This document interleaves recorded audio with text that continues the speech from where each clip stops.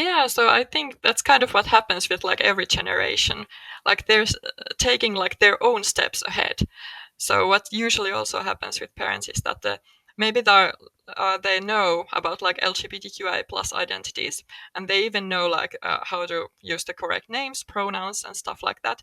But then they get mixed up. Like, okay, if you identify as female, how come you have like male clothes and male hairstyle and stuff like that?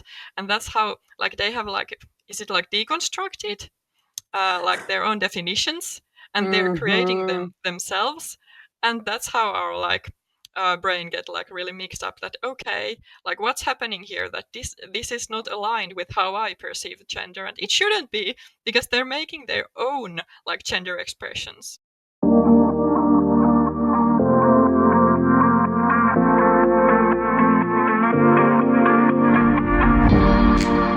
Hello, and welcome to Parenting for Thought, the podcast that talks about things parents want to know.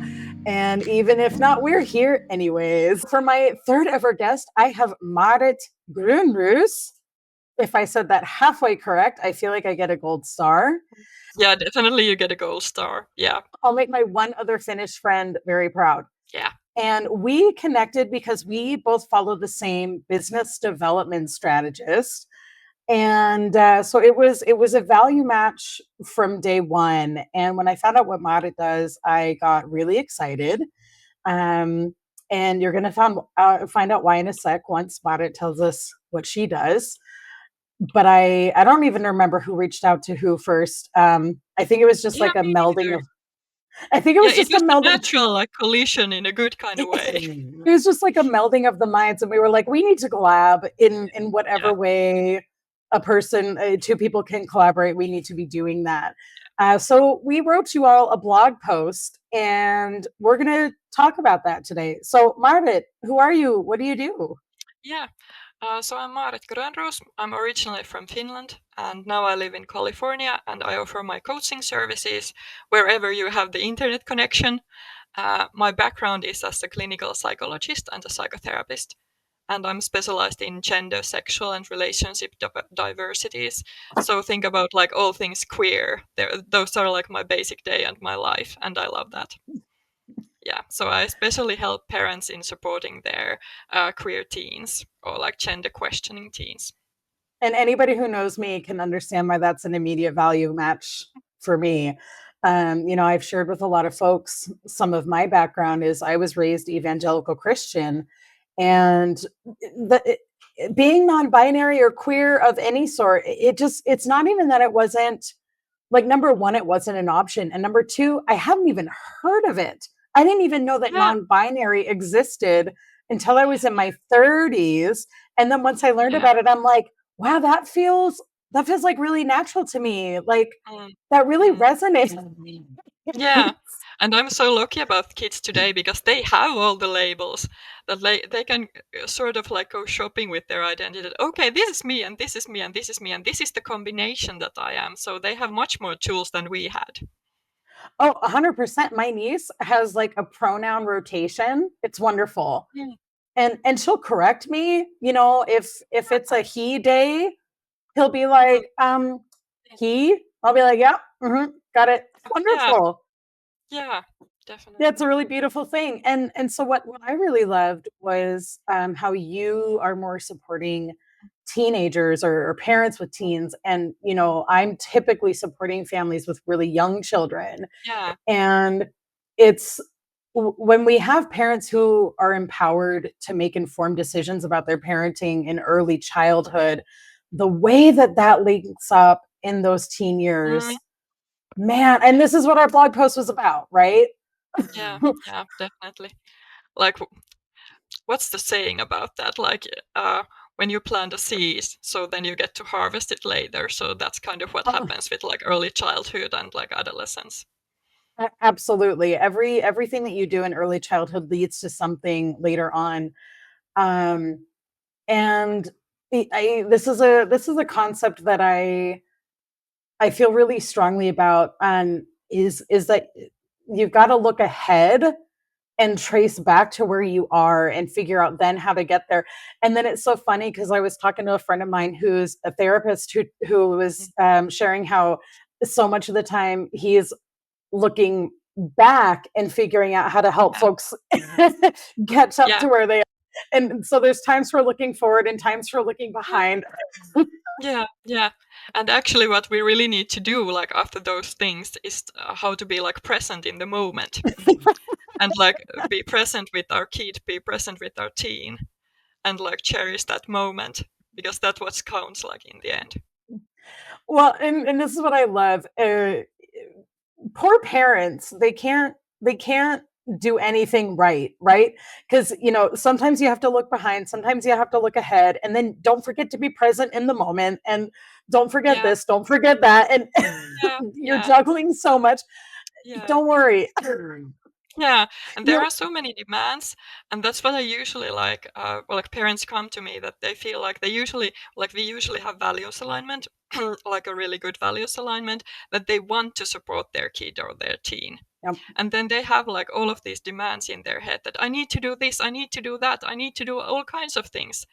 That's and it, yeah, it's kind of that. Yeah, you need to learn like a lot of stuff to support your like LGBTQIA plus teen or kid, but Mhm. in the end, it's the love that counts and Oh, acceptance. every time, right? Because if you're leading with love, values shift and change over time, and this is something we discussed Mm, in our blog post. mm, And if you only have to go back a few generations until you're in the Victorian times, where yeah. children were to be seen and not heard. And Mm, specifically, obviously Western mm, ideologies here, which you and I are both white Westerners, so this is our culture and we're speaking to people from our cultures. um that wasn't so long ago. And mm, since then, every generation that's mm, parenting wants to do better than their parents did for them, and so on and so forth. And now here we are, where I feel like, my parents' generation was just starting to come around to the idea of, well, what if my kid is gay? Could I handle that? mm, And many of that generation did get to a point where they're like, okay, like, fine, mm, if my kid's gay, I'll deal. mm, mm, And now we have these much bigger conversations where kids are talking about pansexuality, bisexuality, gender mm, fluidity. And mm, I feel like the kids are almost, I think this is true for every generation, where the kids are ready to move on a lot faster than the parents are. But I mm, I almost wonder if the rift is growing larger because the mm, conversations that the kids are ready to have mm. are just exploding. They Yeah, are leaps and bounds ahead of where me and my cohort were mm, at that same age. I yeah, don't know if you've definitely. noticed anything like this. Yeah, so I think that's kind of what happens with like every generation. Like there's taking like their own steps ahead. So what usually also happens with parents is that maybe they know about like LGBTQI plus identities, and they even know like how to use the correct names, pronouns, and stuff like that. But then they get mixed up. Like, okay, if you identify as female, how come you have like male clothes and male hairstyle and stuff like that?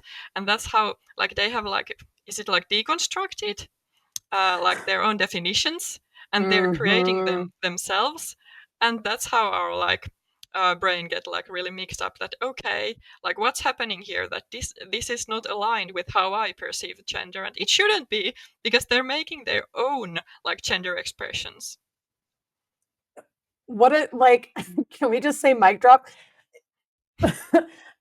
Yeah, I would love it if a parent watching this could walk away feeling empowered to let their kid come to their own Yeah, conclusions, yeah, in the same way that that parent was able to do at some point in their journey. For example, with me, I wasn't allowed to come to my own conclusions about gender and sexual identity and all of those things, they were not options. And I know that that's true for so many other people. Once I got away from those limitations and into my in my 30s, then I was able to step into this new understanding and have some realizations of my own about Mm, myself, about the world. And thank goodness the kids are doing it faster these days so they don't have to go through that kind mm, of hell that I know I went through and that a whole bunch of my friends mm, all went through. So yeah. um the our parents, these older generations, they had those same experiences, but perhaps Mm, about different things. Maybe they realized, well, is it really so evil to have sex before marriage? Maybe that's mm, what they were thinking about. Or is yeah. smoking cigarettes really so bad? Or smoking weed Mm, really so bad? yeah. Yeah. So kind of like figuring out like what are your own values, and then usually when kids hit like puberty, so that's kind of like brings up that okay, I used to have like my own path with this, like growing to be independent, and okay, these are my values. Maybe these are my parents' values, not mine actually.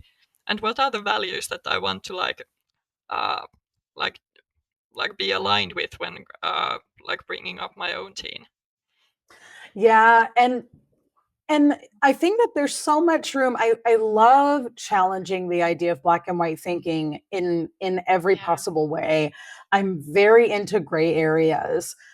Mm, And I there's always room to marry the two, right? Like mm, if a parent doesn't believe in any sort of gender fluidity or mm, any sexual orientation other than being hetero, if mm, that works for that individual, they can hold that belief true for themselves without yeah. holding it true for their child. Now, Yeah. I would disagree with their personal value. That's not my personal value. Um, Mm, but as long as they're not causing harm, as long as they're not trying to make other people share that same value, there's mm, nothing wrong with having a personal value, even if mm, everybody around you disagrees with it. But the damage that it can do to mm, not allow your child to even explore the kind of value that they might want to have. yeah. Yeah. Maybe you And can it's touch not, on this. yeah, and it's not only about like values, but it's about like okay, how do you actually perceive the world, and what do you know about like what science says about this? And we will not like dive into that so much, but it's That's a also huge about like conversation. yeah, yeah, but also about like how can you make room for your child to figure their own self out if you can't hold the space like in your own mind. And I feel that sometimes we like lie to ourselves that okay, I feel like this, but then yeah, I can accept other people's like varying identities and genders and sexual orientations, but yeah, I feel like we really need to like meditate on those and self-reflect on those, because I feel that we really like in our behavior we show what we like feel is true for us. I was just going to say, I wonder if we should discuss what does acceptance actually Mm, look like? Because it's mhm, not just the words. It's not just saying, yeah, I'm fine with yeah. people being gay or any type Mm, of queer. Acceptance means a lot more than that. And especially when it's around your children. If it's some stranger you're on the street, acceptance looks very different than what acceptance looks mm, like in your home with your mm. child. Yeah. So I think I have like this kind of like personal story about my own teenage years, when I came out as bisexual or like pansexual, whatever you want to call it. Uh, so then I had this sort of like silent acceptance from my parents that okay, like you can be whatever you want, but kind of like let's not make it a thing. So I was left to manage it on my own, and I'm really like a deep thinker. So that was not a good choice. But they didn't know that. And I can like understand that. They came from a different generation. But this is kind of like the message that I want to send out. So it's not enough to say like in a neutral way that, hey, you're okay. It kind of sends the message that, okay, so you are like this, but I love you anyways. And that's not the message you want to send. Like, it's not I neutral. love you in spite of the fact. Yeah, yeah, Yeah. yeah, Ouch. yeah. Because I feel like true acceptance is like, oh my God, I learned this like new exciting thing about like from you and about you. I love you because of that. I love you for that. I love that in you. I also love to talk about how do you know this phrase, what's good for the goose is not good for the gander? Okay, you need to explain that a bit. Maybe you have an example. So essentially what it means is and then you'll have to tell me the equivalent Finnish phrase Mm, for this. Uh, but it's what it means is like what's good for one person is not good for mm, the next. mm. and and the silent acceptance for you was not the right thing, but I would be willing to bet that there is some teenager out there where that would be the right thing. And this is where, folks like you and I, coaches, we can present parents with so many options of like, well, this is one way of showing acceptance, this is another way, Mm, and you've got to try these things out. Like, mm. you're the expert on your child. We're the experts on the subjects, on the Yeah, development, on the yeah. behaviors, on the relationships. So we Mm, can give you 100 ideas, and then you need to mm. go through and figure out which one is correct for your Yeah, situations. yeah. And some parents really do have like a really sensitive and gentle way of showing like actual acceptance. Like they buy the right books and like throw them around in the living room. They like buy queer art, or they Oh, take like their kids into like queer coffee shops or stuff like that. So there are like all kinds of things that you can do, or like share like queer social media, like information posts. So it's not about like mhm. actual like what do you like say and what kind of conversations you have. Like it's about like everything else as well. Absolutely.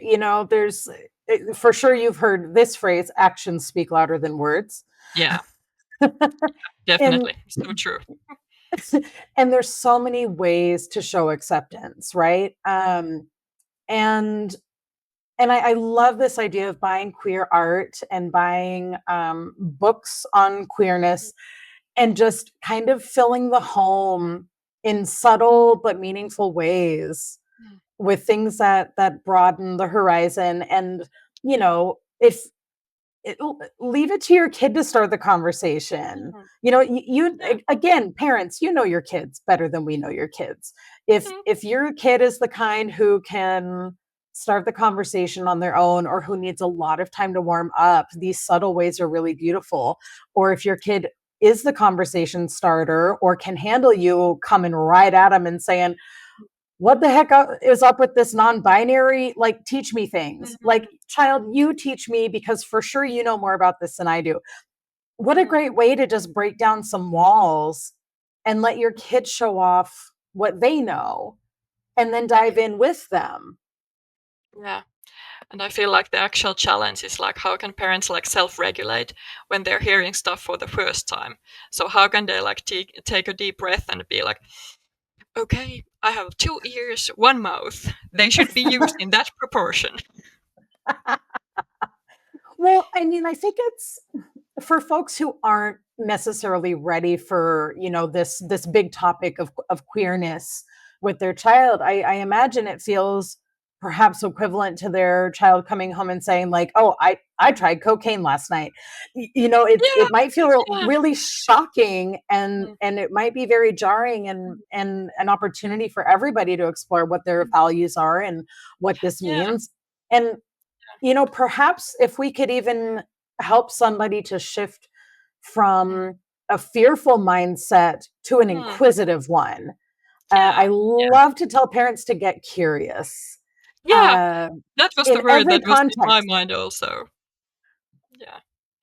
And Yeah, like kind I of have this go kind ahead. of like realization with yourself that, okay, my kid did not try cocaine. That was not what happened. The kid did nothing illegal. He or she or they were just exploring themselves. They found out something new. They're curious about their genders. They're curious about their sexual orientation. What a wonderful thing. Like they're curious about themselves. Like that's the very basis of like mental well-being, like being curious and open to yourself and your feelings. Love that. I love that. And so to bring it into early childhood for a Mm, moment, you shared these great ideas about books and art. mm, Parents of young kids, you can be doing exactly the same thing. There are so many books out there, and it yeah, occurs to me I should link those to this podcast recording so yeah, parents can definitely. find that. There are Mm, so many books that cover so many topics. mm, It is so totally okay to be talking about gender and sexuality with your teeny tiny tot. They're mm, ready for these things. Now, there's no need to get into the weeds about how mm. people have sex. That's not the Yeah. conversation that they're ready for. That's what your teenager's ready for. Mm. But your Yeah, really but young doing it, children, yeah, in an age appropriate way. exactly, exactly. Let the people who wrote the books do the heavy lifting for you. Yeah. Get the book, read it with your kid, and Mm. then one of my favorite things to tell parents to ask their child, what do you think about that? Yeah. Yeah. Like such a simple question and it opens so many doors. Your kid will ask you what they're ready to ask you. There are 3-year-olds, and again, what's good for the goose is not good for the gander. Different 3-year-olds will ask different questions. Some might not ask any questions, but Mm. some might ask, well, why did this kid do that in this story? Or, well, Yeah. why did this person behave this way in this story? Mm. Mm. Dive in, talk with your kid about it, and let them show you Mm. what their interest level is, what they're ready Yeah. for, Yeah. what's happening in their mind. Because, anybody who's had a kid knows Mm. that this kids come out with their own opinions pretty fast. Yeah. Yeah, they do. And I'm really thinking about like all kind of like storybooks that are there for like kids, especially in English, like so many more books than in Finnish. So I'm really thinking about like sometimes parents get like kind of tired, like reading the same story like over and over again. But I want to tell you that there's a point in that. Like the kid is processing something in that particular story. And that's like super important for their development. So if the kid asks like the same story like dozens and dozens of time, like take a deep breath and yeah, do go back again and again to that particular story because it has something like super precious for your kid. Well said. Thank you for what a beautiful moment for our listeners. Mm, I love that. So this topic of queerness and accepting queer kids, that's big, right? And you even talked about the self-regulation for the adults. So we talked about this in our blog post too, emotional intelligence mm, in the home. And this is this is the bulk of the work that I do with parents, right? It's teaching them emotional intelligence, language, teaching them how to honor everybody's emotions in the home, including their own, very especially their own, yeah, yeah, and how this leads to the ability to discuss tough topics as your children grow. yeah. I feel like parents have like a difficult task in their hands, like at their hands, especially with teenagers. Like, okay, or the same with toddlers, I reckon, because the kids or teens have like huge emotions and they're right there, like at your face, like in that moment, in that very moment. And then it's the time for the parent to like, okay, I did have my emotions, like my own emotions, but they're going on a shelf now and they're going to live there for a while. And I'm making room, like being a container for my child's emotions, no matter if the child is like a toddler or a teenager. And I'm taking in all of their emotions and their like emotional turmoil. And then after those moments, after those discussions and being present in the moment, I will go back to my own shelf of emotions, take my emotions and be with my own emotions. So it's usually like how to make that process happen, and how to like recognize your own feelings and emotions, and how to name them, because usually like pinpointing them with a name, that usually helps a ton. I Oh wonder if man. you've noticed the same, probably. Every time, every time. I am the biggest fan of an emotions wheel. Yeah, yeah. It's never just anger or sadness Mm, or happiness. yeah, It's always something more yeah, there's specific like than a that. spectrum. A huge one and very, very nuanced. Mm. Um, and yeah, I mean, toddlers versus teens, who's to say which set of hormones is more Mhm. difficult, right? Yeah, yeah. And I loved as well what we talked about in our blog about how the teenage years can be this kind of second chance. So, Mm, we might have listeners whose kids are 9, 10, 11 years old. They're getting into, pre-puberty times, into the early teens even, and they're going, "Well, I didn't know about all this stuff back then, and maybe I said overtly homophobic or, genderphobic stuff, and I've done the damage." mm. Sure, damage has been done, and it is never too late. Yeah. So damage can also be repaired. Like it's kind of like you have to be like really um, like have empathy with yourself. Like you did the best that you could in that particular situation in your life. And now with the teenager, you have the second chance. So take that time and acknowledge that, okay, I did some things that might have done damage, but okay, I'm like kind of like reflecting on those. And now I can make like better choices. I have more information now. And I feel the challenge is usually like parents maybe don't want to feel feel shame. Like they can feel ashamed that okay, I did so much damage, like oh no. And yeah, that's not the thing. Like feel empathy towards yourself and say that yeah, I know that this happened, but I'm okay with that. I'm not a perfect human being. And that's actually what our kids need to see, that we're not perfect. And then moving forward to like, okay, what are the better choices that I want to make now? And then actively making those in our behavior. Beautifully said, Marit. Thank you. So, if there was one thing, Marit, that you wish that someone would walk away today knowing, what would it be?